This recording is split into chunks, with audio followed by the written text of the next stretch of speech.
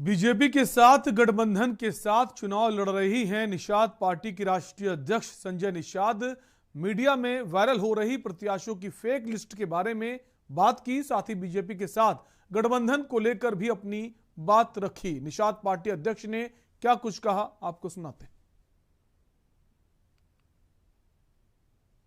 राष्ट्रीय अध्यक्ष डॉक्टर संजय निषाद जी हमारे साथ हैं। डॉक्टर साहब, अभी भारतीय जनता पार्टी और आपके बीच सीटों का बंटवारा को लेकर बड़ा संशय बना हुआ है, क्या कारण है?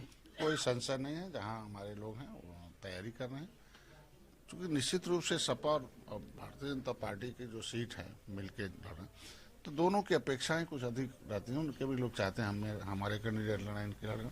उसमें कौन जीत सकता है, कौन समन्वय समिति के अंदर आ सकता है, दोनों के पसंद हो सकते हैं। तो निश्चित रूप से चर्चा में थोड़ा देरी होती है। चौथे चरण का नामांकन शुरू हो गया है। आपके पार्टी के एक भी प्रत्याशी अभी घोषित नहीं हुए हैं, क्या कहना है आपका? सूची जा रही, चूंकि हम छोटे दल हैं, पैनल भारतीय जनता पार्टी का अच्छा है और जांच जो सर्वे है जो भी है, तो मैं उनका भी सहयोग ले रहा हूं कि उनके सहयोग से जो जीतने वाले प्रत्याशी अच्छे छट के हों, उनके नाम आ जाए तो सूची में निकल जाएगा। इसलिए चूंकि वो बड़े दल के साथ जीतने के लिए हम लोग आए हैं, तो जीत के लिए बड़े भाई का भी बात मानना आवश्यक है। इसलिए भारतीय जनता पार्टी से उससे सहमति लेकर ही कराया जाता। सुभाषपा के अध्यक्ष ओम प्रकाश राजभर लगातार आपकी पार्टी निषाद पार्टी और भारतीय जनता पार्टी को टारगेट कर रहे हैं, कह रहे हैं कि 15 बनाम 85 की लड़ाई है 2022 में। फ्रस्ट्रेट हैं, उनकी क्या बात कर सकते हैं। 18 साल से चुनाव लड़ रहे थे, जमानत नहीं जब बचती थी। भारतीय जनता पार्टी के साथ आए, जीते, मंत्री बने, राज्य मंत्री बने, कई 2 और 7 निगम मिले, समाज की सेवा का अवसर मिला शासन प्रशासन से। कायर बनकर भाग गए। कौन सलाहकार उनका है, 2019 में अलग से लड़ गए, जमानत जब्त हो गई।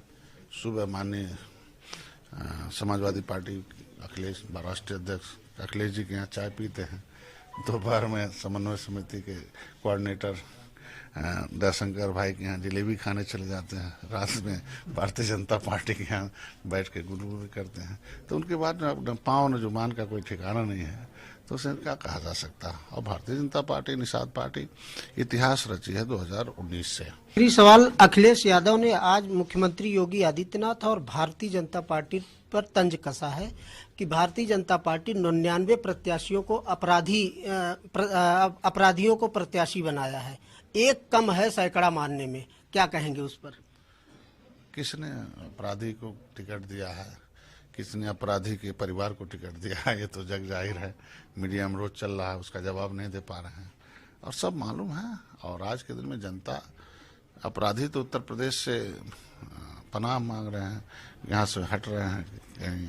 तो आज के दिन में इसी के मोदी जी ने जो काम किया है, योगी जी ने जो काम किया है, उसकी सराहना की देन है जो 2014 से लगातार भारतीय जनता पार्टी जीत रही है। उसी के लिए हम लोग उनके साथ आए हैं। तो ये सब 99% इधर है। तो जिसके मन में जो चलता है और जैसे लोगों की संगत में रहता है, वही दूसरे के अंदर भी देखता है।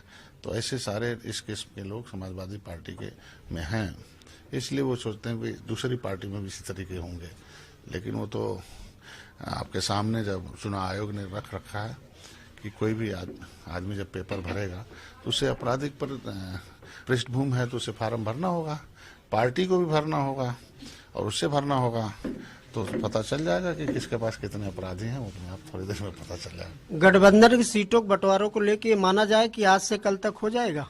नहीं, सब सीटें लगभग तय हो चुकी हैं, लेकिन प्रत्याशी तय करने की जिम्मेदारी मैं थोड़ी भारतीय जनता पार्टी के ऊपर डाल दिया।